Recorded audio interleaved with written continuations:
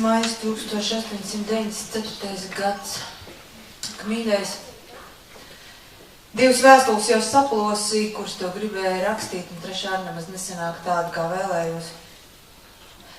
Es nevaru šodien atsvabināties no sentimentalitātes. Viss šis nelaimīgās reakcijas cēlonis ir šaubas. Šaubas vai ir patiesa mīlestība? Vai nav tikai fiziska kaislība? Nu, kādēļ tu mīli mani un ne citu?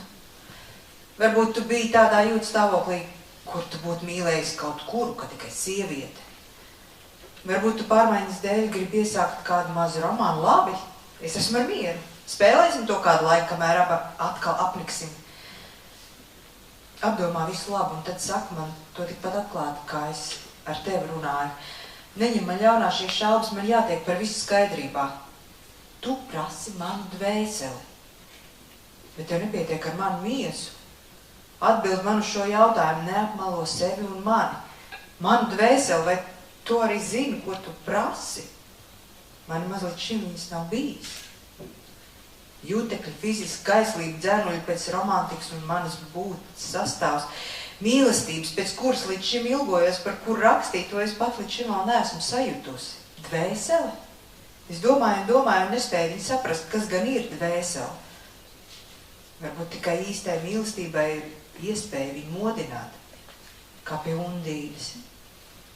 Vai tu arī zini, ko tu no manis prasi? Tad arī tev man viss jādod. Visa tava dzīvība, visa nākamība, katra jūta, katra doma, katrs upurs, ko vien tikai prasu, tev nav tiesības uz savu pašu dzīvi. Tu nedrīksti man nekad atstāt, jo citādi. Bet vai gan tā ir dvēsele, kad es tā runāju? Nē. Nē, kāds stumšs naidīgs dēmonis vēl manī karo ar šo augošo dvēseli. Nē, mīļais, nē. Es no tevis nekā neprasu. Iti nekā es tev atdodos visa. Es tev mīlēšu, kamēr tu mani mīlēsi. Es tev mīlēšu arī tad, kad tu mani vairs nemīlēsi. Es gan tad labāk vairs nespēšu dzīvot, bet es uz tevi nedusmošos. Mana sirds lūzīs, bet es tev mīlēšu. Bet tā ir dvēsele. Ak, apmierini man, atrod tu to īsto vārdu priekš manis. Es gribu patiesību. Es nespēju strādāt, un man taču jāraksta noveli un diez cik kas vēl, manā galvā vesels haus. Es tagad arī esmu saslimusi, laikam saaugstējusies. Raksti man drīz garu vēstuli. Dvēsele. Aizķērās aiz maniem smiekliem tavas brūnās matus krokas. Nu, ko tev viņas ārā zogas no tās zīda aizcedziļas? Nu, tu netiec vairāk vaļā, labāk met un smiekliem ļaujies, lai tu kā ar dusmām kaujies, atraisies no bēdām beigsies.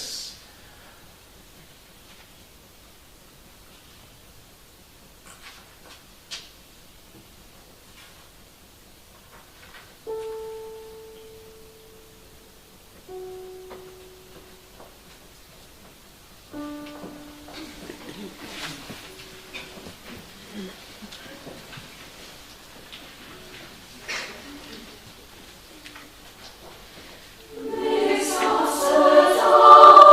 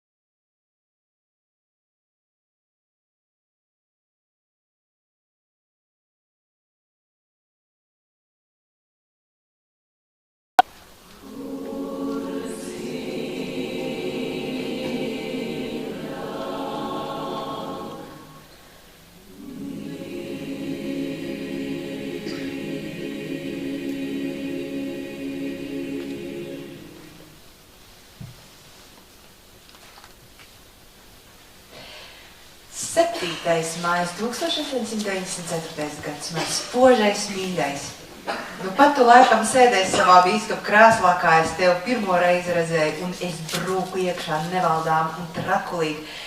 Es tev izrauju tavu spalvu no rokām, izjaucu visu tavu politiku un skūpstu tev, kamēr melns paliek tev acu priekšā. Un elpa aizraujas, un man skūpsti gar tev rīt lejā kā silta straume. Un es tev daudz vārdiņu teiktu, vienu muļķīgāk par otru. Un to nekas nebūtu pretī, ka es esmu tāda muļķa palikusi. Muļķība man tā pārvar, ka es leņķi vairs nevaru 3 vienādās daļās sadalīt. Nu, beidzot taču ir labi, ka man pašai nav vajadzīgs savs prāts, jo man jau ir tavs. Es redzu tev mīlu arvien vairāk un vairāk. Man top tik baigi un karsti.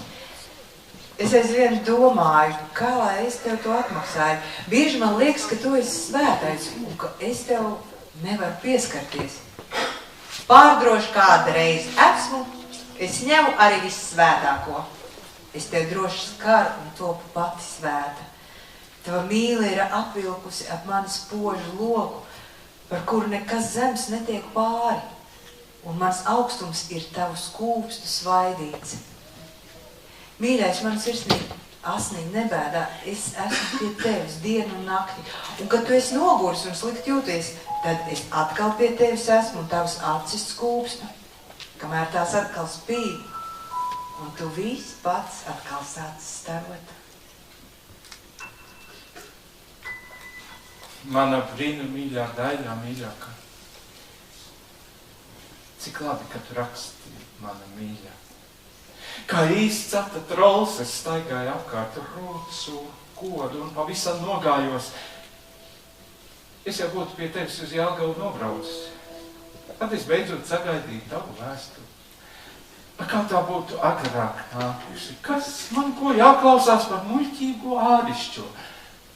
Un tomēr tu man biji tik tuvu. Man vajag tikai aizvērt acis, un es redzu tavas lūpas un acis, un jūtu tavu silto dvēsmu. Kopš vakardienas, kad saņēmu vēstuli, ļaudis atrod, ka īstenībā es esmu ļoti labs puika un brīnās, un nezina, cik viņi ir muļķi par to, ka brīnās. Jo taisnība mana vismīļotā. Es nojaušu, es jūtu savos kaulos, cik to viegli, cik gaiši, cik silti. Mēs kļūsim laimīgi. Viņai taču ir jānāk tai nebeidzamai laimei. Pēdējo reizi, kad bijām kopā, man jau bija tāda priekšnojauta, bet mēs nepratām būt pavisam laimīgi. Es garā tevi skūpstu, un tu to jūti. Mēs varam laimi piespiest. Mēs esam cīnījušies līdz nesamaņājumi kļūstam atkal spēcīgi, un mūsu laimi mums neviens nevar atņemt. Tā jau ir palikusi nesagraujama. Mēs paši sev to vairs nevaram ņemt. Es atkal tevi skūpstu. Vai tu to jūti? Nāk tomēr jaunais. Cik labi dara laimi. Cik lielu. Kā visu var piedot. Cik dara stipru pret ārpasauli, cik vienaldzīgs ir viss. Un tad tu pati nāksi, mana saules mete. Un es tevi varu redzēt ar vaļajām acīm, un tai nemaz nav jābūt halucinācijā. Manas zelta mīlulīte, uzskati mani savām mīļajām acīm, kā tā zipsnī, un skūpsti man. Mēs kļūsim laimīgi, visiem par spīti. To bija laimīgi, mana mīļā.